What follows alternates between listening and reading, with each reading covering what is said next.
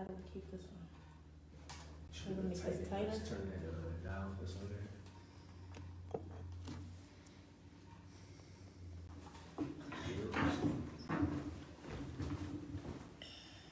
Alright, that's Dr.Umar right there.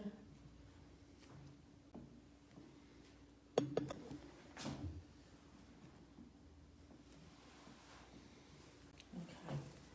So that's all you right there. You got your what's her name on? All cameras Do are I need to on. get on the Wi-Fi? You know the Wi-Fi code? I don't. Oh, I'm good. It's working. Hopefully it'll Test, test. Test, test, 1, 2. That might feel nice. Am I too far away from it here? No, you're perfect. I'm good? Yeah, you're perfect. All right. Feel nice. Yeah, I gotta, how do I make Test, test, test. the, how do I make the, topic? I'm showing off your zebra cakes, right? That's the favorite. Dr. Umar, do you know how to make the title? You know how people have a title?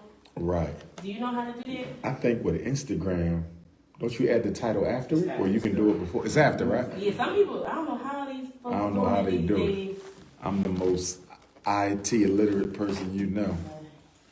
I gotta show them the ginger ale too.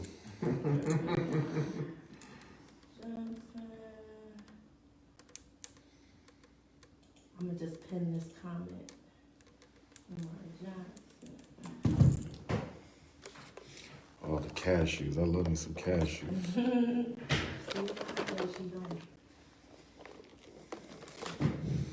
So while we waiting for the show to start, just a couple of announcements to the brothers and sisters out there watching. We live tonight, Philly Hot Radio. What's the website? www.phillyhotradio.com. So you want to go to www.phillyhot, that's with 2 T's, spell hot with 2 T's, www.phillyhotradio.com. And they'll be able to see everything, You right? can also go to YouTube. We're streaming live right now as well. Go to YouTube also at Philly Hot Radio. And hot is with 2 T's. So you can hit up the YouTube, Philly Hot Radio, or you can go to the World Wide Web, phillyhotradio.com. Spell hot with the 2 T's. So I'm here with the lovely Miss Davina Cherry. She done spoiled me. She done brought me the zebra cakes. She done brought me the sweeps ginger ale. Y'all know how I am about my zebra cakes. Y'all know how I am about my ginger ale. And it cannot be Canada Dry. It must be Schweppes or Seagram's. Okay. And you know how I am about my cashews. So we doing it real live right here today. Couple quick announcements. The Boston, Massachusetts Black Parent Boot Camp. How much time we got? We just started 7:05, so we still got an hour. We live already. I just put that on just. Oh, well, let me cut then. then. I'm on your time. All right. I'm ready. Do you wanna? Can you join my live, or would you rather join yours? Join mine. Okay. Join mine. All right. Since I'm already. All right, y'all. Tune in. Go to Dr. Umar's page. All right. And you know it's Ifatunde, right? No, I'm sorry. No, it's not. No, it's not. It's DrUmarJohnson. Ifatunde is Facebook. And I'm on both, so you can do either one. But you Instagram, right? Yeah, I'm on this. Okay.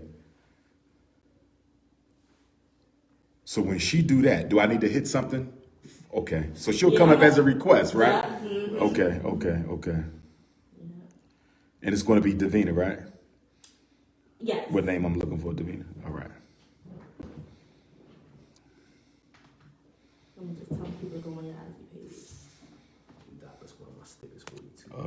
Oh, yes, sir. Yes, sir. You ain't bringing them samples of the beer oil, did you? Next time. Can you go ahead and play that first? Let me see something. Yeah. Let me know when you request it, because I don't want to click on the wrong one. Hey, what's up? This is your girl, Davina Cherie, and I'm here with Birdie. You already know. Hey, you already know. You requested yet? We gotta get a dose You did. of bird talk every month when we There do you our go. show on Dream. And what's the hot topic right now, girl? We gotta talk about it. What's up with this boy, Derrick Jaxn? I just hit Derrick it. Jaxn out here. Okay, there we go.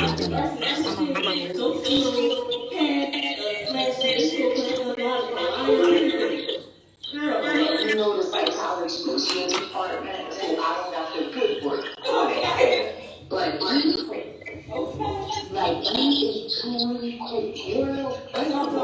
You ain't like it over there. Well, so that people can see me, I said, let me just put it in because she came on here with a beat. so people can see my whole If he was out here hollering his Johnson out here in the streets, I ain't got to look like nothing. He looked like he was lost out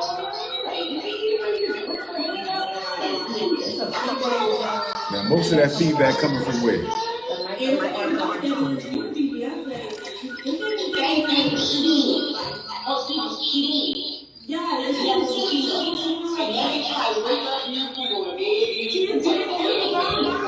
I'm just saying. Like, I'm gonna tag, like, so they know who I am. This one? Okay.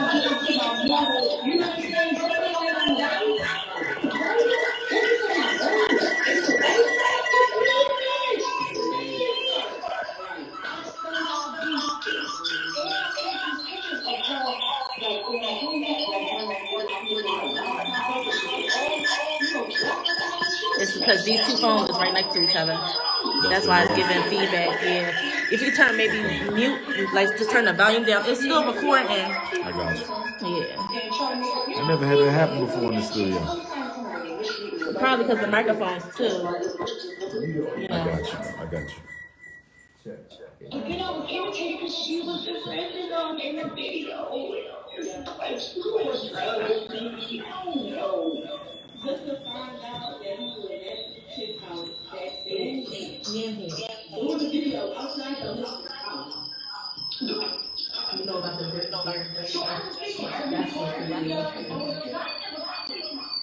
real talk. I was seeing this 4-page or whatever. I was seeing. Is my volume all the way down? Can they hear me? But I'm just If your volume down, yes. They can still hear you. Even them? Okay. Just turn your volume down. I don't know. I just ain't never. I don't know. And certain people that either come out at me or they don't. Something doesn't like what they do. And then, and so you know, Kevin on stage, the comedian, he going. Why did Derrick Jaxn do like look at a reflection video? Like when he talks about what happened in the video about himself in the third person. Does he know he ain't? He's crazy. Are you serious? It's like me and you having a talk, and you gonna critique this, Thomas and this. I'm just checking the sound on this phone. Take your time. That's you, bro. So yes, I can. You're dumb. His wife is dumb for staying with him, even though that's what she want to do. That is well within her right. That's her husband. I don't tell nobody you nothing to do with their husband, because bitch, you better got something to do with you. But I'm just gonna pray for her, because you gotta know your word. I know this will be a wake-up call with all the press attention and social media attention, but you know, I don't know, girl. Sometimes people be so deep in their business. You can talk about it if you want. Because your best friend do that. I saw Derrick Jaxn. Whatever you want to do. Pictures back to back. I got video, audio, and FaceTime. And she was like, that was not Derrick. You know how some people just be like that. She just wanted to come to the light show and ain't on her own. and he's using God. He's using God like to manipulate her. I ain't gonna use her. Yeah, like he was like because she was to the Lord, so he all of a sudden he's into God. Yeah, but that's what he blamed him on, quote unquote. I have two girls. If he fell off with God or whatever, he's straight. So now you back and know the Lord all over again. So yeah, why everybody always want to bring Jesus in this? Anybody is business? Y'all come over here telling my son Jesus had me. He didn't know he was, man. God was really saying, yeah, go out and freak the rules. Go ahead. Yeah, that background combo, that's intentional. Like, You got that running on purpose. The background conversation that we're listening to right now. Yeah, so it's on the YouTube. Okay. Somebody always brings names to you. Okay. Like, sir, where will we when you live? A lot of them mentioned in the background, yeah. That's your life. And I digress. Well, we just going to have to move on knowing from Derrick Jaxn and his. I'm about to say today is reality divorce week. Really? And I don't know if you watch Love and Marriage Huntsville. Oh no. Well, that's convenient timing. What happened with Lil Nas X? Where everybody? Okay. But girl, he had a damn girlfriend for 5 years. 5 years. Somehow, well, I thought it would be better to sleep with one person as opposed to a bunch of others. Wow. And sisters had a baby December 2020. All right, good night, bitch. Good night. Yeah, that's the deal breaker for me. The baby, yeah. You ain't having no baby on anything. Okay. I might just go to marijuana, infidelity, maybe. Don't let me have concrete hard facts though. If I got a concrete hard proof, I'm out of here. See, and it's like, I have conversations they Davina, don't give up on finding somebody. Huh? How about they find me? That's number one. And I'm just like, I'm not my best self. So some of these guys need to do the mirror work and see if they really are ready to be in a marriage. Because I know the work to be in a relationship, and I have been in long-term relationships. I know I'm I really don't want that right now. So I'm cool. And it's like, okay. But see, that make you a good person because you ain't out here doing go fill some nigga head up like. So it's still playing good? Yeah. Okay. And just let me know when it's getting towards the end. So, When you get to 21, so what do you say? so when you get to it in the middle. Like towards the end of the audio? Okay. The audio altogether is 22 minutes? Mm-hmm. Okay. So for those who are just tuning in, I am Davina Cherie, and you're listening to R&B Dreams. What you were just listening to is happening still on the YouTube live channel. So you want to go to phillyhotradio.com to listen to what they're saying as far as financial. She's going to bring some information about, finances and things that Biden is doing. Some of the relief packages and things that, help us get our money up, a little bit. But, if you want to tune in to that, just go ahead and go to the YouTube channel, Philly Hot Radio. And we're going to get started, Dr. Umar. All right. So we were just talking about, before she started getting into the financial stuff, she just wanted to vent about Derrick Jaxn. Yes. What do you think of, as far as that whole situation with Derrick Jaxn? Well, with regard to the Derrick Jaxn situation, I was unfamiliar with him. Mm-hmm. I had never heard the name until a few days ago. Okay. People started sending me the video, and they said that the radical black feminists on YouTube is starting a movement to shut down all of the male life coaches. Mm. So I was taken aback by that. Radical black feminists, which is basically sisters who see the black male as it's not any one person. It's not any one person. You're saying as a group. Right. Gotcha. Sisters who see the black male as the source of all of the black woman's problems. If there's a problem that the black woman has, it's the black man's fault. So they don't see racism, they don't see lack of opportunity, they don't see the black woman, all they see is the black man. It's always his fault. And the message was they intended to start a campaign to destroy all prominent black male life coaches on YouTube. So people were sending it to me as a warning or a heads up. So I took offense to it because unlike the Derrick Jacksons and the Kevin Samuels of the world, I actually have credentials. They don't. I'm actually a clinician. They're not. You understand? I actually been in the mental health field for 20 years. They haven't.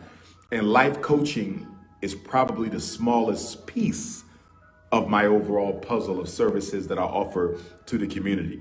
Now, with that being said, looking at the Derrick Jaxn situation, there were certain contradictions I saw on the part of the sisters who were quote unquote exposing him. And I hate that word. But one contradiction, if you're doing this so his wife will know, if you're doing this to protect the sister involved, why not go to her confidentially, let her know what's been going on, and let her decide what she wants to do with it? Because if you look at the video that she did, it doesn't appear that she was in shock at all about what she heard. 9 times out of 10, she already knew what the man was doing because there was no shock on her part. None. There was no surprise whatsoever. So for these women to be arguing that they're exposing Derrick Jaxn to protect his wife, that is a total misrepresentation of the truth because you're disrespecting her more than you're disrespecting him because you're making her look bad. You're making her look like a fool. And you're just constantly putting out his information, which is a reflection on her as the wife. So that was feminist hypocrisy number 1. Number 2, when I look at a lot of these women who are doing these Derrick Jaxn expose videos, I don't see any responsibility being laid at the feet of the women involved. All of them knew what they were doing. All of them knew what they were doing. Nobody has held them accountable yet. So the woman who voluntarily gets involved with the married man is a victim all of a sudden. And the total blame is put on the black male. And he was wrong. He had no right to be cheating on his wife. And he had no right, allegedly, bringing a woman into their home, allegedly telling them that his wife's sex wasn't good, allegedly talking about he left them, and allegedly not being forthcoming about the fact he had children. If those allegations are true, that's wrong. I could respect the man who says to these women, I'm married, I love my family, my kids, what we do is what we do, but it better never come to my wife. At least you're being upfront. But if he told them he was leaving his wife, then that was leading them on. Because now they can say, you told me that you guys were breaking up. But regardless, y'all knew he was still married at the time. You understand? And you still entered into a relationship with a married man knowing he was married. So it should be equal blame. And when I hear people say things like, well, those women were not a part of his marriage. They didn't take the wedding vow. Derrick Jaxn took the wedding vow. Well, to me, that is just as hypocritical as not holding the women involved responsible, because we are a community. And as a community, as a black woman, you are just as accountable to his wife as he is. Where is the sisterhood? Where is the community? Where is the all for one, one for all? To say these women are not responsible for what they did because they didn't take a marriage vow is the most European thing I heard all week. If you are a black woman and you care about other black women, then what you did to his wife is just as bad as what he did, if not worse. Let me say this and I'll be quiet. I don't like the way that this looks to the young people. See, I'm always coming from a school psychologist perspective. I'm always looking at how does this appear to our young people? And when black boys, teenagers, see black women gang up on a black man and spend every day, all day long trying to destroy him, there was nothing wrong with addressing it. But we got other issues. We got miseducation issues. We got homelessness issues. We got police genocide issues. We got gentrification issues. We got mass incarceration issues, access to wealth issues. We have so many problems. We are a people in a state of emergency. You don't have time to do 50 million Derrick Jaxn videos. And if you got time to do 50 million Derrick Jaxn videos, something is wrong with you. You see, and it means that you're doing it for fame, you're doing it for attention, you're doing it for likes, you're doing it for views, you're doing it for YouTube dollars. Because if you were doing it for the benefit of the community, you would have done it another way. You would have got away from it after you finished and found something else to focus upon. But our boys are watching this. And it's feeding this energy that some toxic males are putting out in the community, that black women ain't worth the black man's time. See, I don't want our when a 15, 16, and 17-year-old black boy who's politically uneducated turns on YouTube and see a whole army of black women attacking this one black man day after day after day, and then absolving the women involved of any blame whatsoever, it starts reinforcing that narrative that you should go get you a white girl, go get you a Latino, go get you a Chinese, go get you an Indian, go get you a Jew, you understand? Go get you a Mexican, because they know how to treat a man. So by doing this, they're perpetuating a narrative that is going to have our black boys thinking that they should not be committed to black women.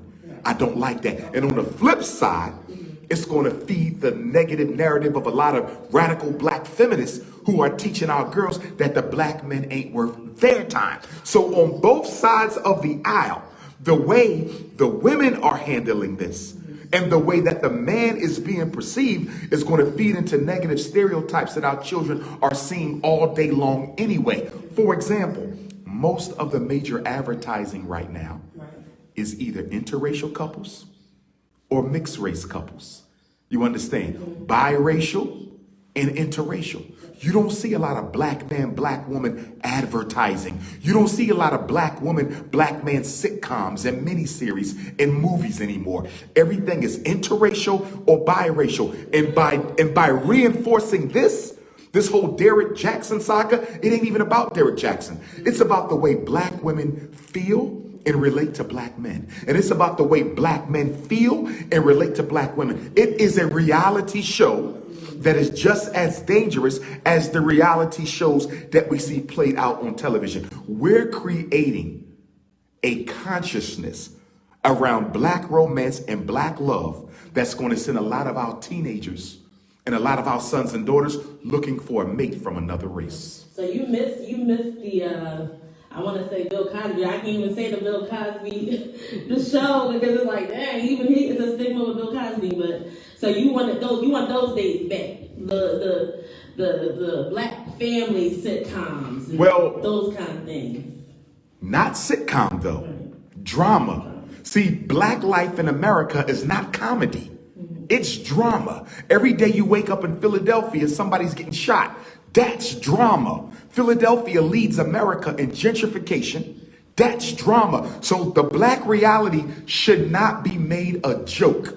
We don't need any more sitcoms, because sitcoms eat away at the reality of our experience. We don't need to be making jokes about the black family. We don't need to be making jokes about the black husband, the black wife, the black children, because you're taking away from the reality of our situation. We need dramas.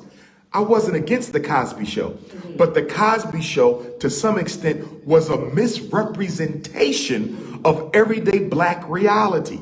Don't get me wrong.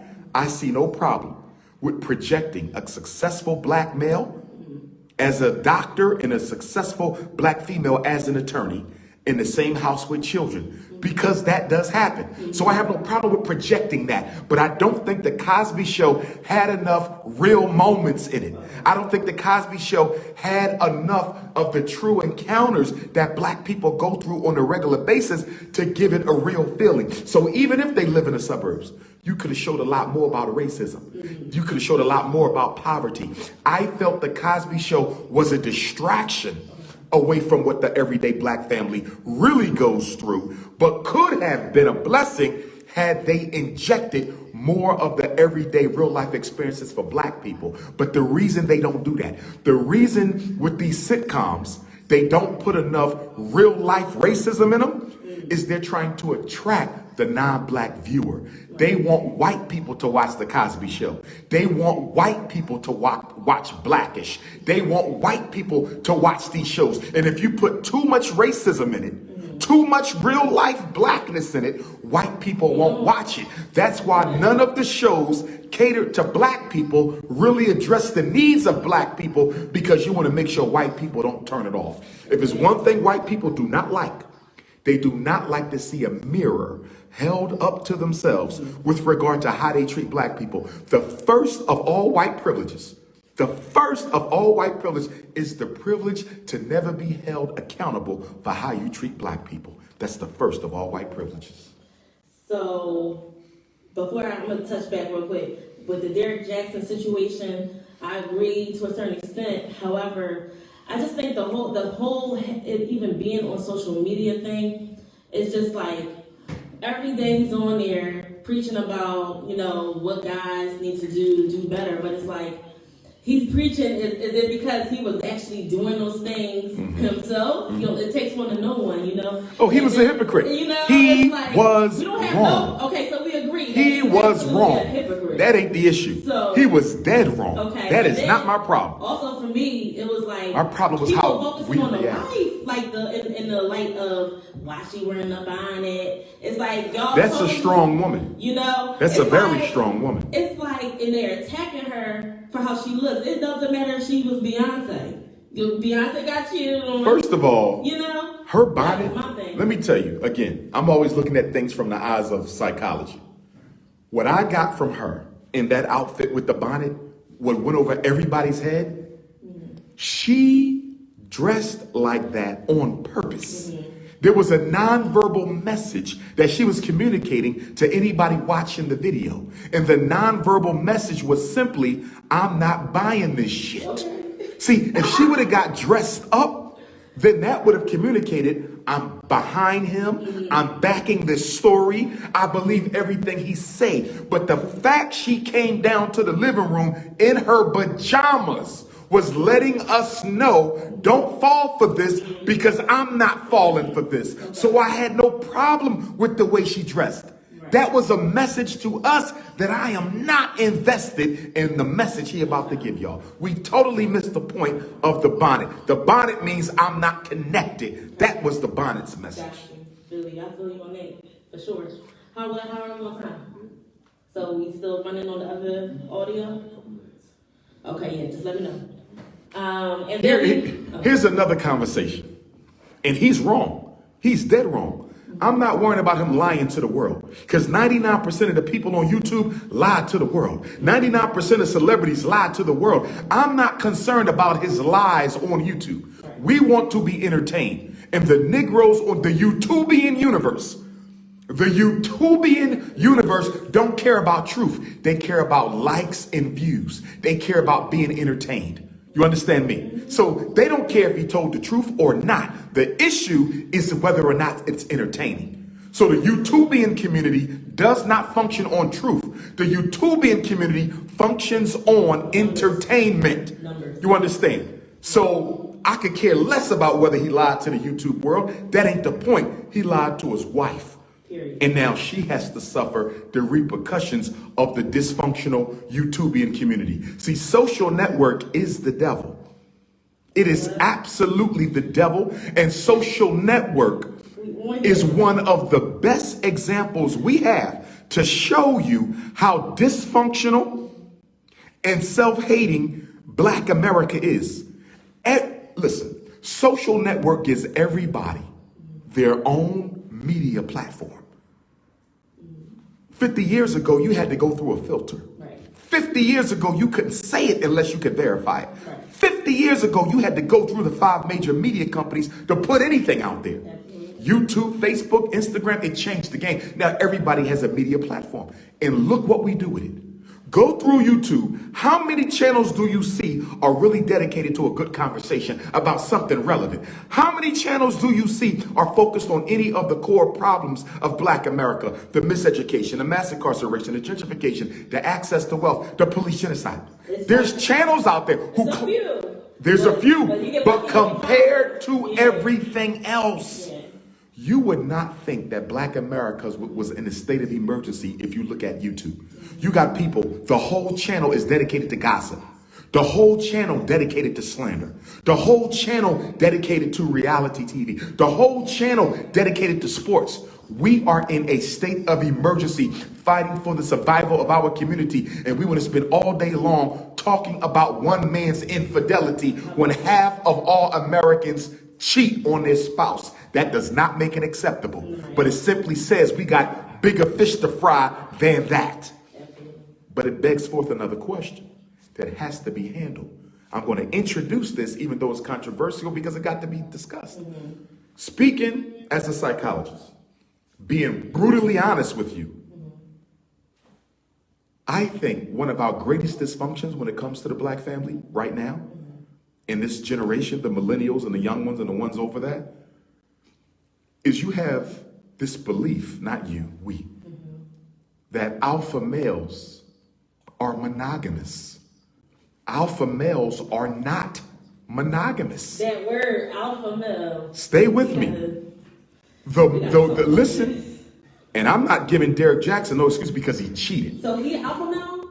I would consider him an alpha. He is the type of male that a lot of women would want to date. And guess what? This whole situation he went through, it will mean nothing. There'll be more women waiting for him when it's over. I did a video a couple days ago when I said to Derrick Jaxn's wife, if you want to leave your husband for your own reasons, that's your business. You don't leave your husband for what other women want to say about him. Because them same women telling you to leave Derrick Jaxn will be in his bed tomorrow. You understand? Here's the point that I'm trying to make. There's millions of black men out there who will be loyal to our sisters. You understand? And faithful. But they're the beta males. Alpha males by nature are not monogamous. The man that every black woman wants, they are not monogamous. You understand? And that is a conversation that has never been honestly had. It doesn't mean you can't find a good man. It means you need to revisit your interest in having an alpha. Those men historically, of any race, we're talking about us obviously, but look at the alpha male in any community, white, Chinese, Arab, Latino, Mexican. Alpha males do not do monogamy. And I think alpha males need to stop lying. Let me give you an example. I'm going to have 2 queens. I've made that clear. It's no need for a woman to even try to get with me if she don't understand she's going to have a sister wife. I'm not going to lie to my wives. Do you understand? I'm going to be honest. You're going to know coming in that I'm going to have 2. Ain't no lies. I'm not playing no lies with my queendom. Derrick Jaxn should have done the same thing. Derrick Jaxn is not monogamous. I'm not sure if he ever can be. You understand? And he should have been honest with his wife going into it. Here's a big problem. Black men are not giving black women an opportunity to choose. If you and I are dating, I need to tell you, listen, you're not going to be the only one. And I need to be honest with you about how many others there will be. Right. So for Dr. Umar, I'm going to have 2. That's it. You understand? Mm-hmm. Another man might want 3. Another man might want 4. And he might not want those other women consistently during the marriage. Some men are serial polygamists. You know what that means? That means that co-wife is never the same person from year to year. Mm-hmm. In other words, the first year of our marriage, she's the co-wife. The second year of our marriage, she's the co-wife. You have men who have a high need for variety. They know this about themselves, but because they want you to be the primary woman, they don't tell you the truth. I think that's what happened with brother Derrick Jaxn. His wife is a very traditional, laid back. She's not a hot girl. You understand? She's a beta. I wouldn't say she's a beta. I would say she's a traditional black woman, raised well, homegrown, into the church, love her man, love her family, love her children. And she's beautiful. She was the perfect catch for Derrick Jaxn. But because she was so perfect as a woman to hold him down and help him lay his foundation, he misled her about his true intentions. You see, when you look at her, I can see why he chose her, because she's everything you need minus the drama. But he lied to her. You understand? And my biggest issue with him, you should not have misled your wife about being a monogamous when you know you're not. And we got too many men misleading women, making them think that they're monogamous and they are not. That's where the problem comes in. Wow, so many things. I have so many things I want to say, but it's like, I'm trying to catch on my thoughts. Well, I don't want to spend too much time on this. How are we doing on time? We on the live feed. All right, so we are here today, not to get away from the point of the matter. Mm-hmm. Black Parent Advocate, the newest book that Dr.Umar putting out. And now people on the IG Live just got a behind the scenes conversation. So lucky y'all. We're going to get into this book. So I started reading the book. I just got it like a week ago. Yes, ma'am. When I got it. And so I love seeing the softness of how you feel about your mother. That was a side to me that I have never witnessed before. What was that? When you were writing the open letter to your mom. Okay. And I said, who is Jermaine?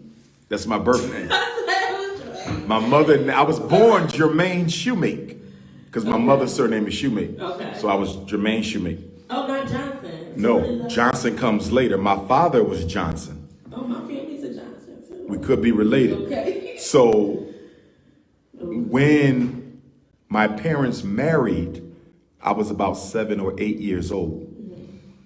As part of that arrangement, my father legally changed my name from Jermaine Shoemake to Umar Johnson. And then we relocated to North Carolina, which was easy on me dealing with a new name because everyone in North Carolina would meet me as Umar Johnson. Okay. But back in Philadelphia, It's Jermaine. I was still Jermaine for a while and still am to some people, you understand? But my biggest issue with the name change is my father did something to my original birth certificate. And so, you know, in spiritual circles, it's often good to know the time of your birth. But because he destroyed my original birth certificate, I no longer know the original time of my birth. So that has been a problem. So just reading and opening the book, you just go right into the sample letters, and I love that.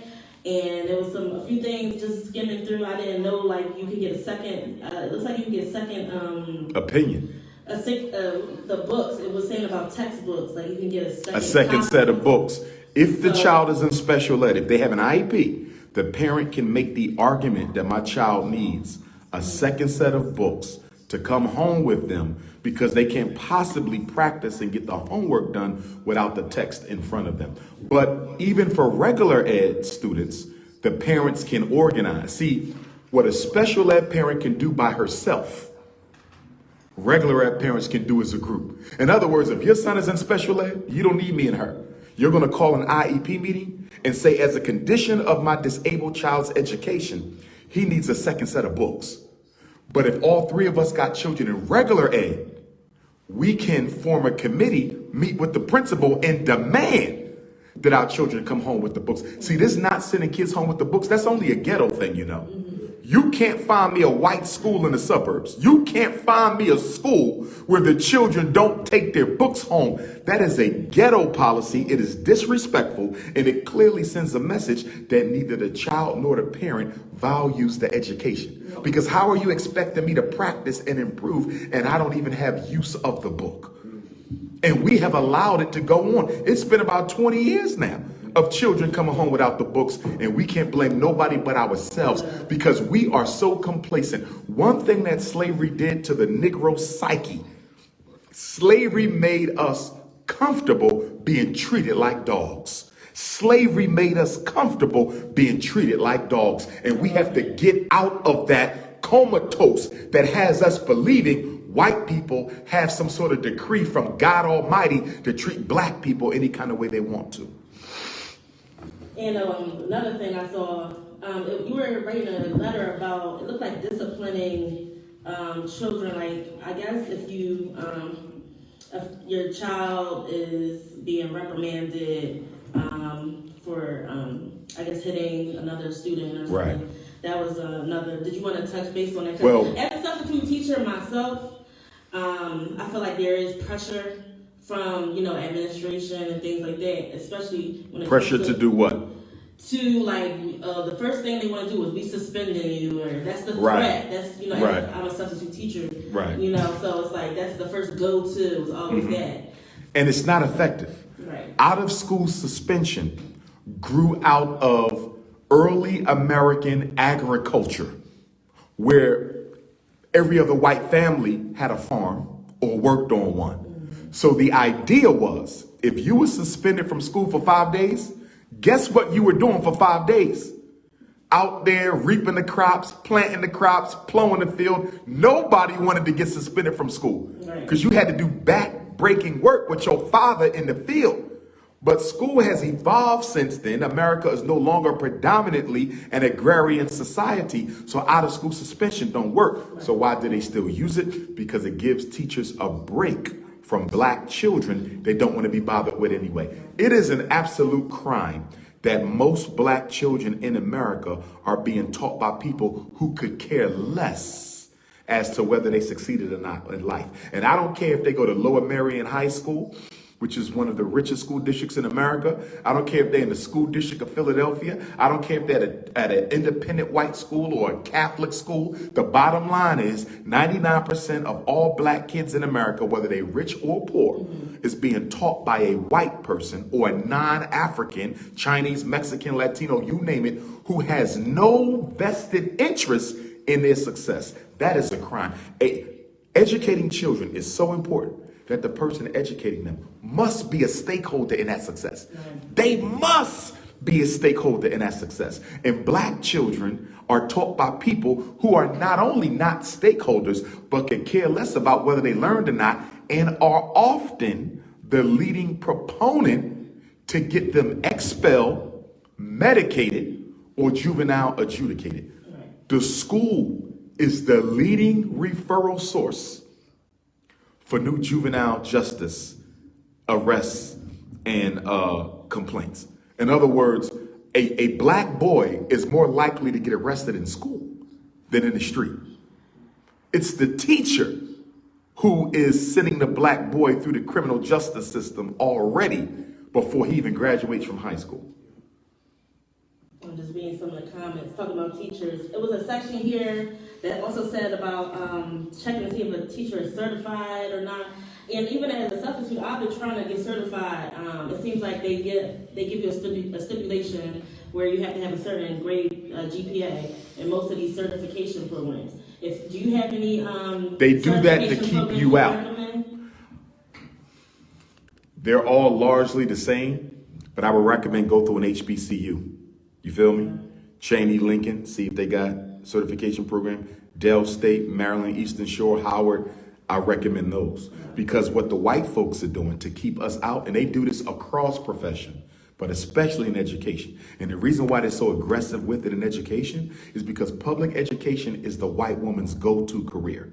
You follow me? If you're a white woman and you're just looking for something that you can eat off forever, good retirement, good benefits, more vacation days than any other professional, right?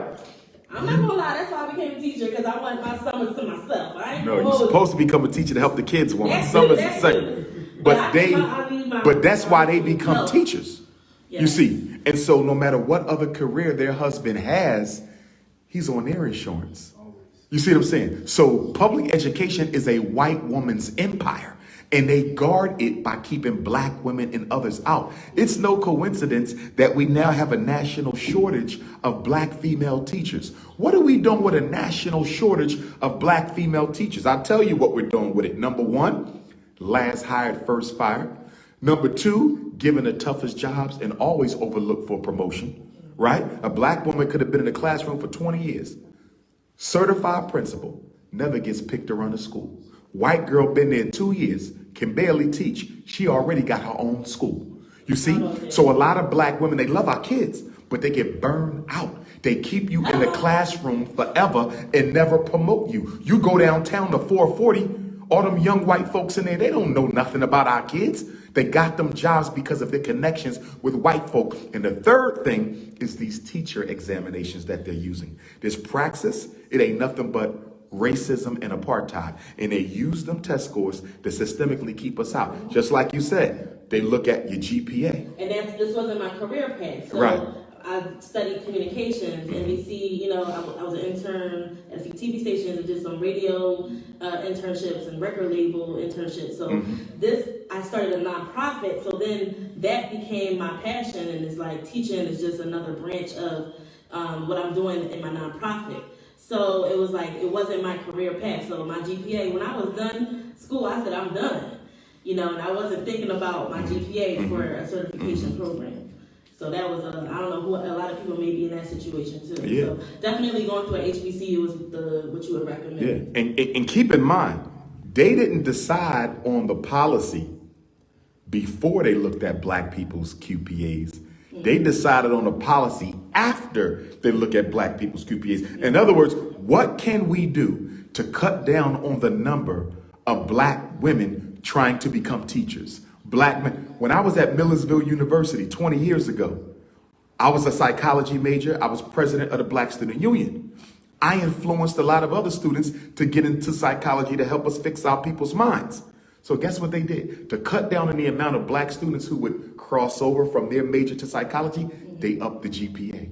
You see, I think it was like 3.0. They made it like a 3.5. What can we do to keep the Negroes out? And so the test score is now the new Jim Crow sign. Just like you used to have a sign that say no blacks, they don't use the words. They use numbers now. So now they say 3.75 only, 1,600 on the SAT.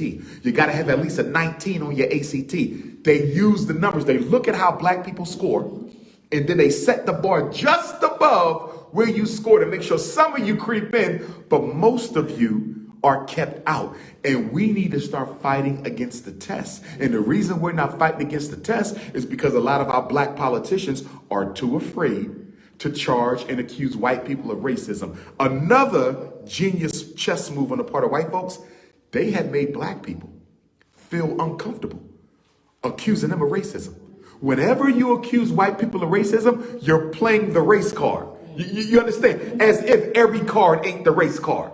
What was slavery? Wasn't that the race card? Jim Crow, police genocide, miseducation, mass incarceration. Show me one aspect of American society that's not ruled by race. It has to be ruled by race because white people are a numerical minority globally, and they're quickly becoming one in their own country. So if you do not focus on race, if you do not focus on white privilege as a white person, then you're undermining your advantages. So they're always looking at how many black people are involved. They're always looking at how many of us get an opportunity. There has never been in America, not one day in 400 years, where they haven't sat around a table and decided how much of a better job can we do keeping black people from getting opportunities. Absolutely. I know someone who took the praxis about 6 times. And can't pass it, but the white girl take it 1 time, she'll pass it. And how about the black girl who failed the praxis, might have tutored 5 or 6 white girls, and 4 to 6 white girls she tutored passed it, but the tutor never passed the test.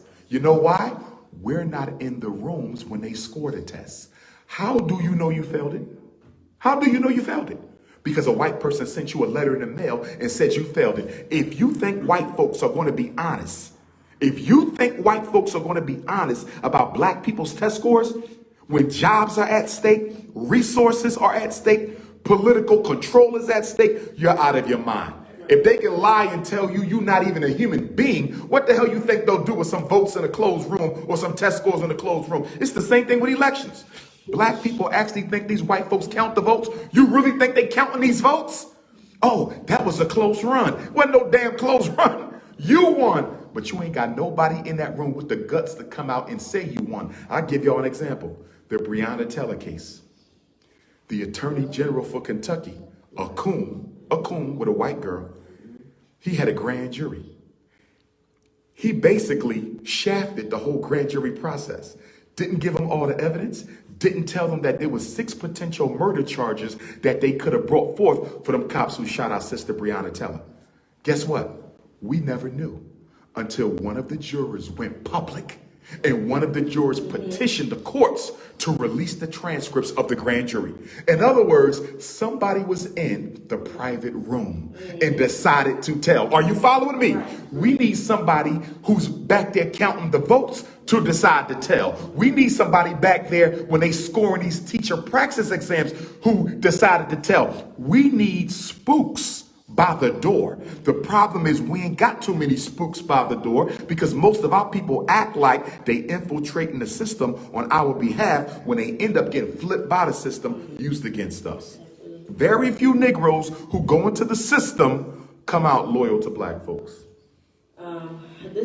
I'm glad you brought that point up because I'm thinking about today, I don't know if you heard the defense about George Floyd. What'd they say?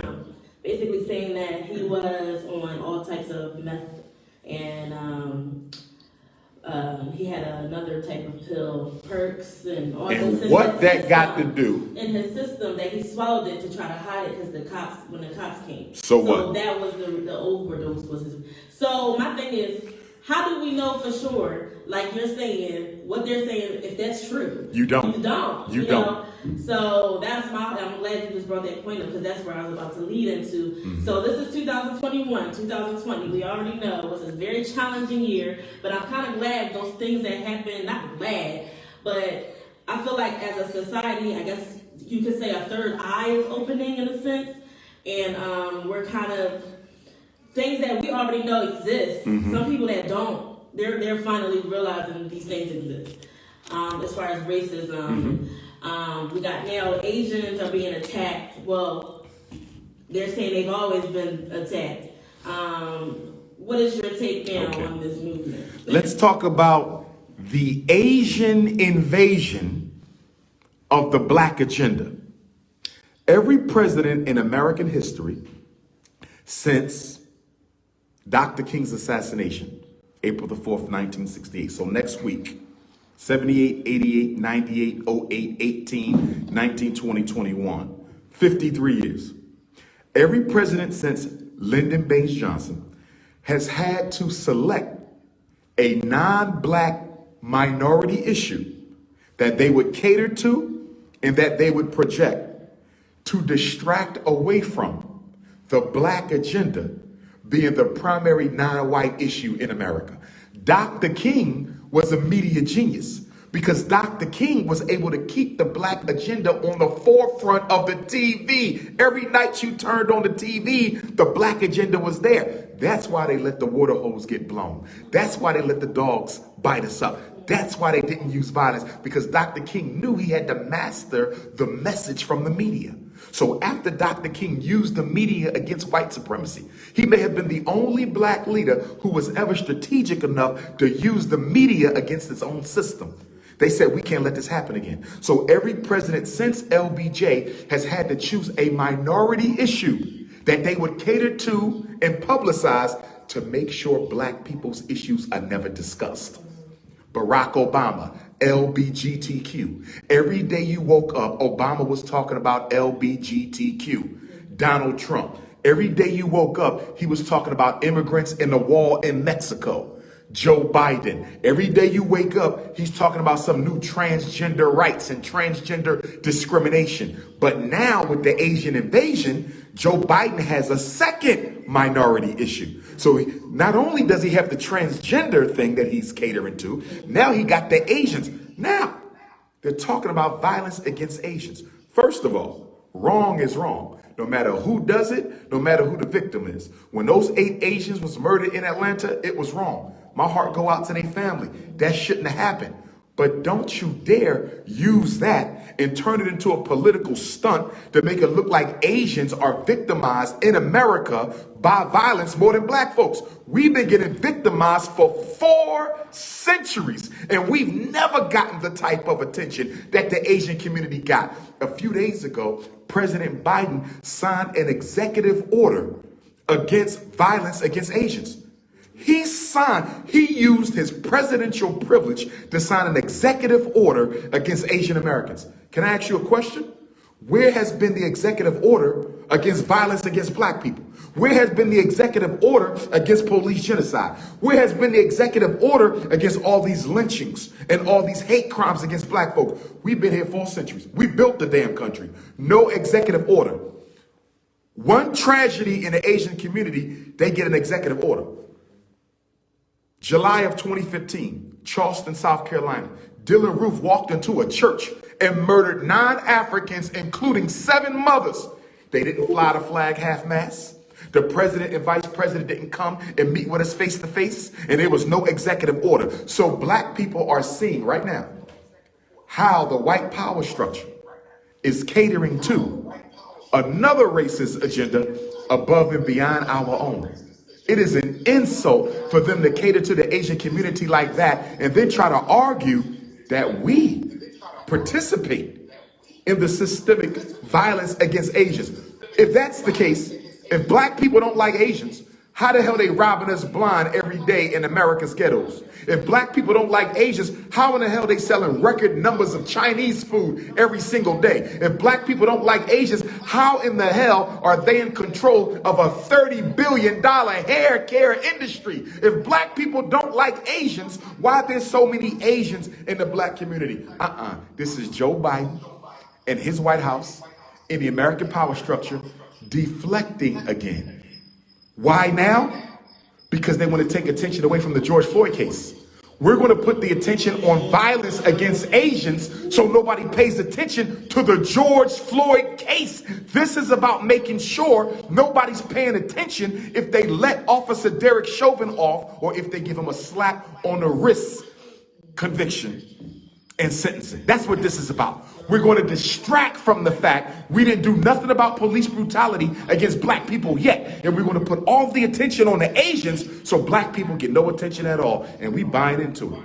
Negroes out there marching with the Asians. They're like, we march for the LBGTs. They're like, we march for the illegal immigrants. What you marching for them for? Ain't none of them never fought for you. The Asian Americans ain't never stood up for black people. Never. And we run around standing up for them. The immigrants ain't never stood up for black people, but we run around standing up for them. Negroes had better learn and learn soon that the only friend we got is each other. And we need to stop giving our energy to other people's fights when they don't fight for us. I'm with you on that one. We want to touch base. How much time we got? You want to roll? She got a cut or can she roll over? Well, I'm good. I mean, we could do another half. Okay. I wanted to go over lastly to just kind of wrap. Okay. What happened with Little Nas X? I'm still waiting because everybody posted it on. It's on the feed. What was it? I keep hearing about it, but our producer here today, Sharif, tell me what happened. He said happened was some demonic things going on as far as a commercial that came out, and it had 666 on the sneakers. So everybody likes to wear Air Max. Okay. Everybody know, I think they're 96 Air Max. Okay. And with the 96 Air Max, they're red and black. They have blood dripping on them. And they have 666 on them as well. Okay. And then on the commercial, it's Little Nas X, dressed in pretty much like all leather, hair is black, cornrow, and then there's a devil sitting in a chair, and he's on top of the devil like a stripper giving him a lap dance. No way. Wow.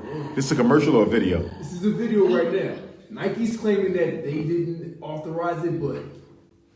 This is a video for one of Little Nas X's songs. Yes. What's the name of the song? Not sure what the song name is. I'll look. It's a brand new video. Brand new. Okay. Brand new. Here's what I would say to that. Okay. At the apex of the global white supremacist hierarchy, there are in fact demonic rituals. At the very top of the white elite, they do pay homage to Satan and the spirit of evil. They get their energy from Satan and the spirit of evil. That's one of the reasons why you have such a large child sex trafficking ring, because amongst this fraternity of vampires, they believe that sex with children provides them with a protection and with a strength that allows them to continue to do what they do. They also assassinate a large number of these children, and they drink some of the fluid that comes out of the brain, because in their demonic philosophy, there's certain fluid from the brain of a child that provides them with the vitality. Yes, that's why that's why you saw the European who they said committed suicide, who had the island, the sex trafficking island. He was friends with Bush and Clinton, and I forget his name. He didn't commit suicide. You know, they killed him because he could expose the whole situation. Jeffrey Epstein. This is what they do. You saw last week, they found a whole bunch of children in Philadelphia. Did you see that? A sex trafficking ring. But notice they didn't arrest nobody. They keep finding children, but they never find the perpetrators. How is that? Y'all got access to everybody's cell phone, everybody's email. Right. Y'all got GPS. You could spot a fly on a wall in Afghanistan, but you can't find who let them kids out their car. You know why? Because it's being done at the very highest levels of American society. The judges are involved, the politicians are involved, the preachers are involved, and the child custody and child welfare organizations are involved. That's one of the biggest reasons they love taking black kids out of the home, because they put them in these group homes, and from the group homes, they get initiated, stolen, drafted, and used for the sex activities of the upper white global white power structure. This is bigger than we could ever imagine. It is demonic, it is Satanist, it is sexual abuse. And when you get into entertainment, whether you're an athlete, a singer, or whatever, it is almost impossible for you to break the $500 million glass ceiling if you don't participate in some ritual or another. They don't let you into that fraternity unless they have something that can compromise you if you ever violated the oath. And death isn't good enough. You know why? Because they can kill you. But if you already let the secrets out, you understand it's too late. Nah, they don't want to necessarily, they may kill you in the final analysis, but they need to intimidate you. And so what they usually do is they make you participate in homosexual activity. Because for most black males, for the community to know that you participated in a homosexual activity is a very embarrassing thing. So most of them have been compromised with homosexual acts.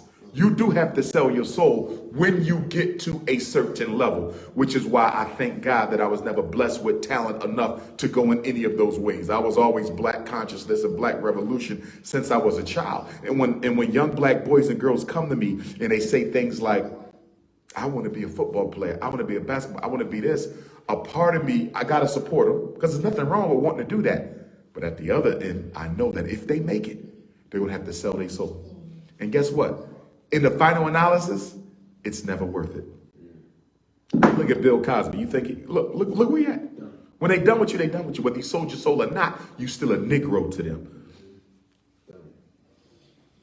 So with everything that we covered, I think a lot of people who are just now awakening and having this third eye that's opening now with our society, it's just like, what do we do now that we know these things are issues? We have all these assassination, literally torture, like George Floyd, to me, that's a torture video. It was a torture. It's just in our face all the time, and it's like, okay, yes, we see these things are wrong, but it's like, what do we do? And I think a lot of people are just trying to decide. They hear your message, I feel like they hear your opinion, they hear opinions of you, and I feel like people make their decisions based on their others' opinions, and I wanted to have you on the show to kind of just speak your truth. So I'm going to give you the opportunity now just to give a last word for those people who are just kind of searching. They feel like they're in the dark.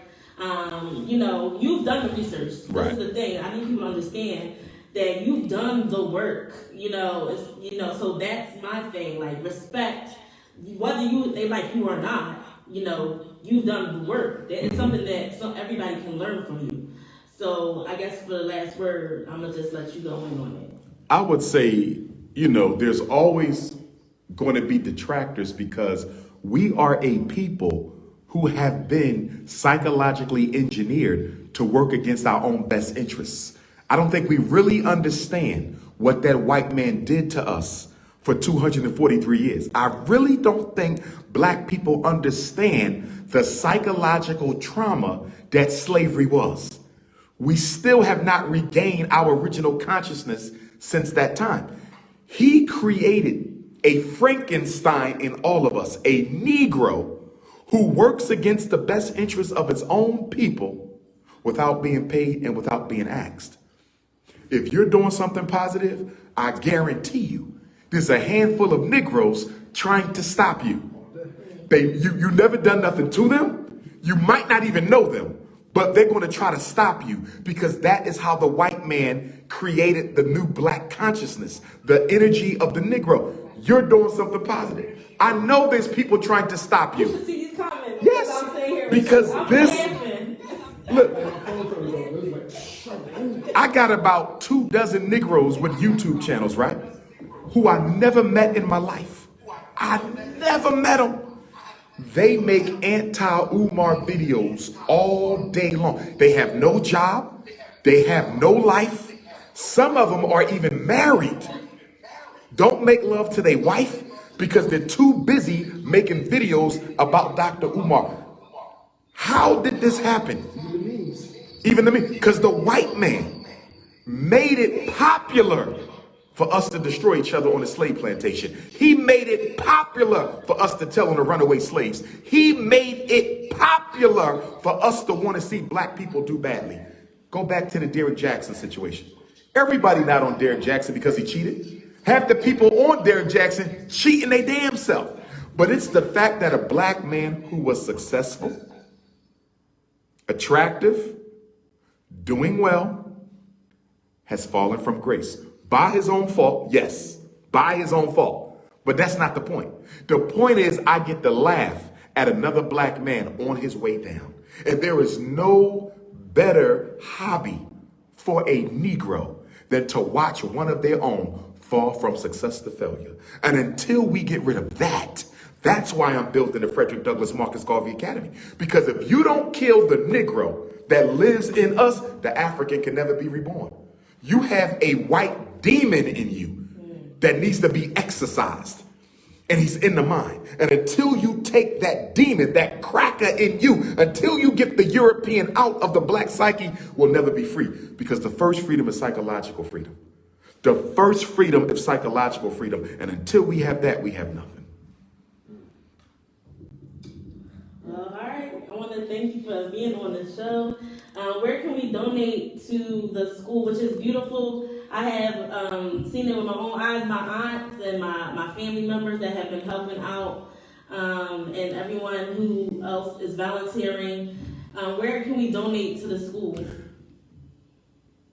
Couple ways. Way number one, get on your Cash App, $ FDMG School. I repeat, donate to the Frederick Douglass Marcus Garvey Academy. Get on your Cash App, $ FDMG School. Get on your PayPal, paypal.me/FDMG Academy. I repeat, paypal.me/FDMG Academy for all my international Africans.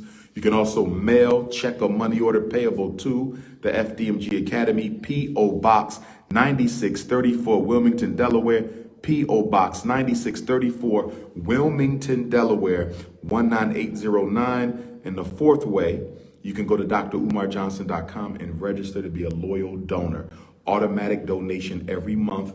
$50 is the Bronze Club, $100 is the Silver Club, $250 a month is the Gold Club, $500 a month is the Platinum Club, and $1,000 a month is the Diamond Club. And you could also bring it to any of the lectures. We have the Boston Black Parent Boot Camp next Saturday, April the 10th. For anyone who wants to attend, you do not have to live in Massachusetts. Any parent out there who wants to get trained on how to be an effective advocate for your child, come to Boston April 10th. You can register at DrUmarJohnson.com. There will be a book signing in Boston the night before on April the 9th. I will be in Augusta, Georgia on April the 15th. I will be in Atlanta, Georgia, April the 16th. I will be in Tulsa, Oklahoma, May the 14th. Oakland, California, May the 15th. Los Angeles, May the 16th. South Bend, Indiana for the first time, May the 23rd. Support Dr. Umar Johnson, support black business, support independent schools, and let's organize and let's mobilize, because the only way we can save ourselves is through organization and mobilization. Frederick Douglass said, those who will not fight for themselves when they have the means of doing so are not worth being fought for by others, and will never lay the world under any obligation to them until they stand up and take their own freedom. Nobody's going to fight for black people more than black people fight for themselves. Black power. If you need to reach me, 215-989-9858, 215-989-9858. Also, last thing, we do have the Dr. Umar Book Club. For those of you who live in the Philadelphia, New Jersey, Delaware area, we will be meeting at La Unique Bookstore in Camden. It's going to start next month. And if you're interested in the book club, please text me, 215-989-9858, and I'll keep you posted on the first meeting. But you must be serious. You must come to learn. This is not a social group. This is about studying and learning. You will have to pass the test. If you fail 2 tests, you are out of the study group, the book club. Whew. All right, y'all. Thank you for tuning in. Y'all have a blessed. Shreveport, May 1st. Shreveport, Louisiana, May 1st. My apologies. He's a busy man. All right, y'all. Peace out. I'm out. Black Power. I appreciate this. I really do.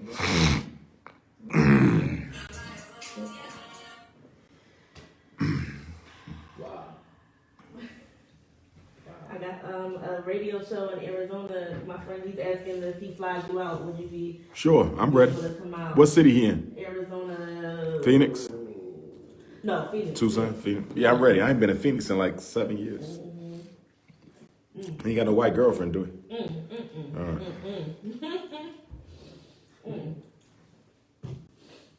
All right, well, can we get a photo before we all go? All right. Yeah. 1 second. This is a historical I love that your monster too, man. Oh, let me know when. Let me know when. Yeah. You got a regular show? Yeah, my show over here too. Okay. Yeah. I feel like I saw you.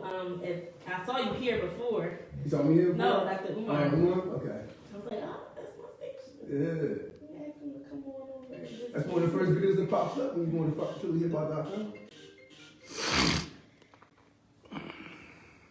That was dope. There's no connection. This is my good friend here. He's trying to contact the guy I just said in Arizona. Okay. He was the one watching. He was like, "Oh man, I'll fly you out. What you need?" I just told him about you. He said he's down. He said about flying him out to Arizona. Yeah, give him my number.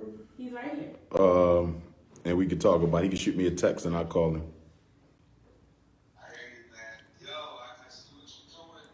No doubt. Appreciate you. Yeah.